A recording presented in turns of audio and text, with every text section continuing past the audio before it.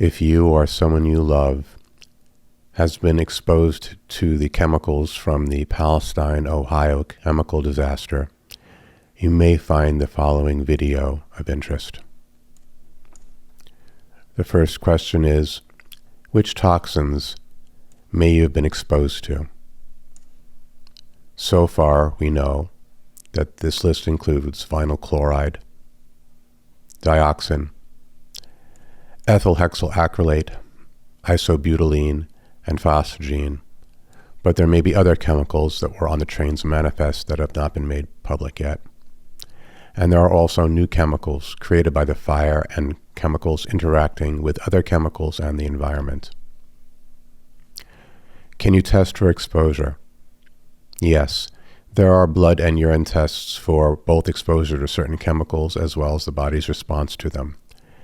But if you live in the area, and that's anything within 500 miles at this point in time, or have any unusual symptoms, or are seeing changes to the wildlife, dead animals, birds falling out of the sky, I think you should simply assume exposure at this point. How do you get rid of these toxins? First, we need to distinguish water from fat-soluble toxins. If a toxin is water-soluble, it does the damage it's going to do, and then it's urinated out, and your body will repair to the best of its ability. If a toxin is fat-soluble, that's when the toxin stays around for quite a bit longer. Fat-soluble toxins will find themselves getting stuck in the fat of the body. That's not just, say, abdominal fat and subcutaneous fat. That's also the membranes, the nerve tissue, and the brain. So what we need to do is turn fat-soluble toxins into water-soluble toxins so you can urinate them out. Many of the toxins that we just listed can be removed with glutathione. Glutathione is something the body naturally produces, but it's unlikely that someone will be able to produce enough in their body to deal with the sheer volume of toxins that they may be exposed to from this disaster. So how do you increase glutathione in the body? Typically, it's done by IV. You can't eat it. It's made out of protein, and the body will simply digest it into its base components, some of which will recombine to glutathione, but not with 100% efficiency. So eating is out. IV comes with logistic difficulties. Alternatives would be liposome, inhalation, suppository, or retention enema. You're also going to need some cofactors for the glutathione to do its work, specifically glutathione transferase and the cytochrome P450 family of enzymes.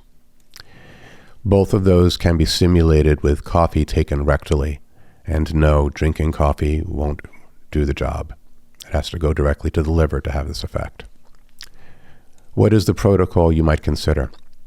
First, some glutathione in a nebulizer.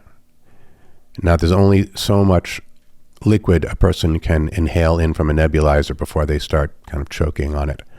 But certainly this would be useful to consider to support the lungs, which are very fragile. Additionally, you should be completely abstaining from alcohol during this period because it affects and damages the lung surfactant, which will be needed to help rebuild the lungs. To get larger amounts of glutathione into the body, it's going to have to be done either by suppository or rectally. So one thing you can do is you can go and make 1 cup of coffee, warm coffee. You'll also need 2 grams of glutathione powder and a 60 ml catheter tip syringe, which looks like this.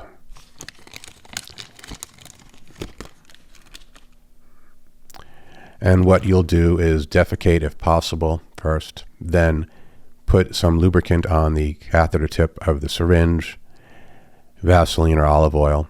You're going to aspirate into the syringe the mixed coffee and glutathione. It's important that the coffee not be hot because a hot temperature will damage the glutathione. and you're going to mix it into the coffee, you're going to aspirate into the syringe. You could consider putting that in rectally, and you will have to go a few times to get the whole cup in. Then lay on your back for 30 to 60 minutes. If possible, also take vitamin B5 and some MSM. Now, if you take this and feel worse, then you're detoxifying too fast. Wait a day, go back, and try it at 1/4 the dose. If that's too much, go down even further.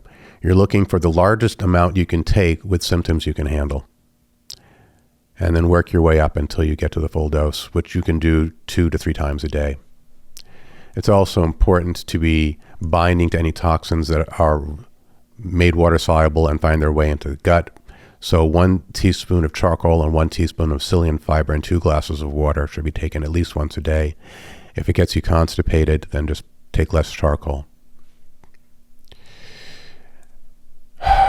If you have any questions, feel free to reach me through my website. God bless.